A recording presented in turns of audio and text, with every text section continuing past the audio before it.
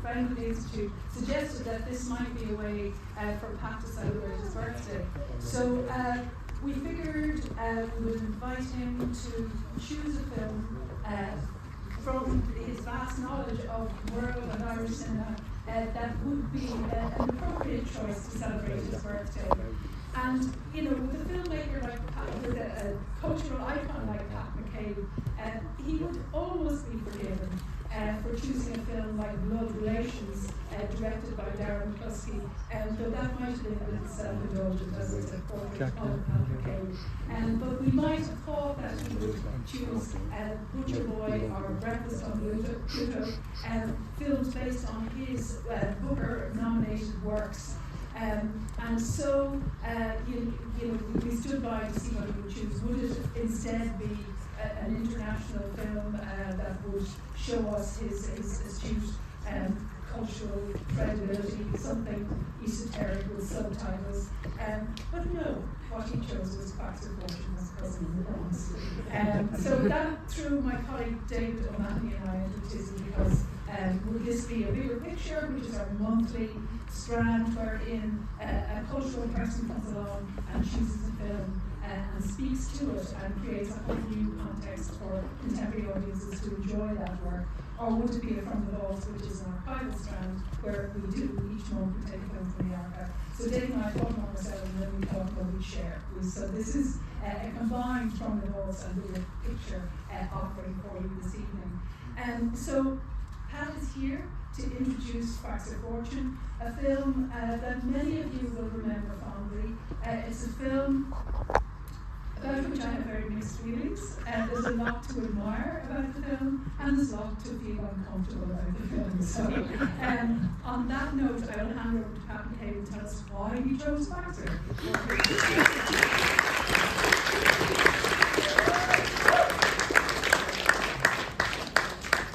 Thanks very much, and I very nice for you to say all those lovely things. This is really a lovely opportunity to welcome a lot of my friends, film enthusiasts and all the rest of it. I didn't really know what I was going to say about this movie, because it would be nice to introduce La Strada or something like that, a whole bunch of writing and what to say. But there's something about your favourite film which is kind of different. So I wrote this little piece which is called Famous Pictures of the World. It's really hard to know what constitutes a great film. When we were making our list of the greatest films ever made, some of my team picked Return of a Man Called Horse, and others Tell Them Willie Boy's Here, it's a cowboy one, and others from Balbriggan nominated Tata, starring Pierce Brosnan, with half of Searson's cast in evidence, saying things like, "You think you'll get away with this, you big fat motherfucker coming to our town, and you won't." And all the rest of it that you can find in Tannin if you want. But for me, the list comes down to a tie. Paddy and Quackser Fortune as a cousin in the Bronx. Not many people now remember Paddy, but it was a kind of Irish Confessions of a Window Cleaner. With Des Cave, who used to be in the Abbey, and also lots of sausages, because Paddy was a butcher, always climbing down ladders, with Mate Tusky, who used to be in Tulka Row, calling out after him, "Ah, Paddy, you have lovely hands.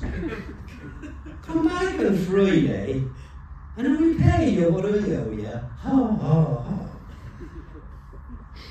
Paddy was written by Lee Dunn. He was the man who was responsible for our hotel.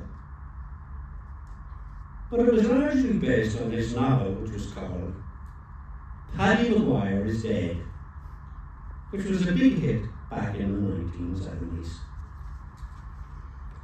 I always liked the way Dublin people talked. And I think that's why they are still my top two, those two Dublin films. Of the greatest films ever made, they remain my top two. But the number one spot has to go to Quackser Fortune. With the edge it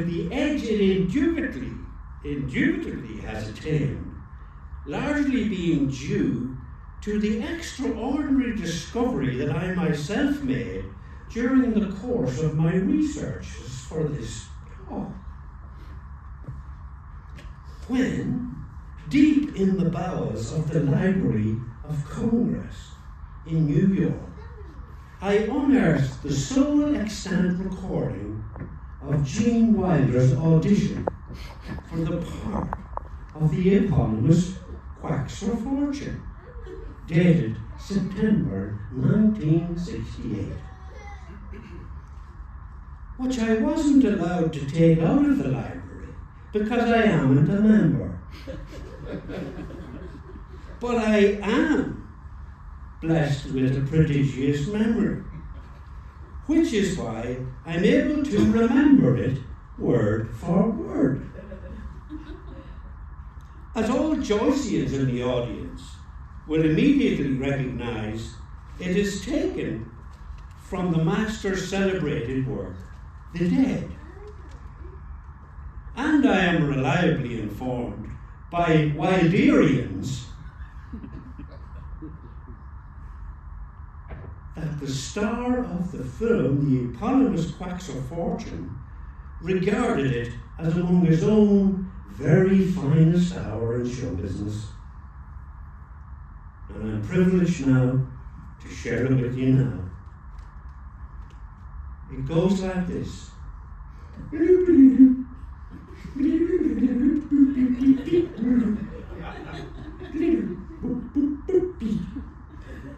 Yes, the newspapers are reaching to work. It's not the funeral over there until us. Oh, yes, we'll be back. Oh, wait, no. Stop there, man. We'll get over to you on 31 man. He stopped there reading the wall. Oh, I did indeed.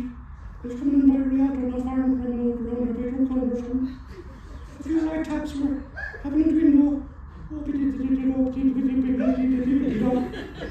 Oh, yes, it was falling, faintly falling. He said, faintly falling, oh, there's in the glass in. I fall, all the living and the dome. Sorry, I mean it. Hope you hear the film.